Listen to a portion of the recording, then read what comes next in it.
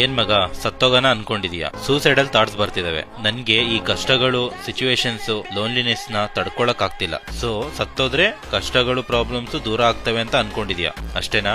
But ನಿಜ ಏನ್ ಗೊತ್ತಾ, ನೀನ್ ಸತ್ತೋದ್ರೆ ನಿನ್ ಸ್ಟೋರಿ ಅಲ್ಲಿಗೆ ಮುಗ್ದೋಗುತ್ತೆ.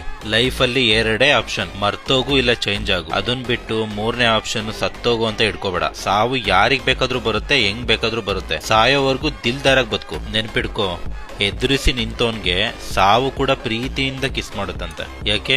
ಎಲ್ಲ ಮರ್ತು ಬಿಟ್ಟ?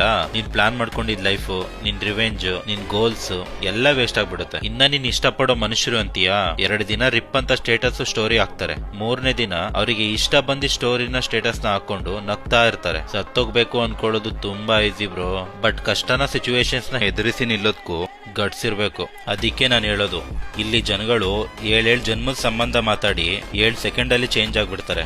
ಲೈಫ್ ಇಸ್ ಫುಲ್ ಆಫ್ ಹೊಸ ಮಿಂಡ್ರಿ ಜನ, ಹೊಸ ಮಿಂಡ್ರಿ ಆಟಗಳು.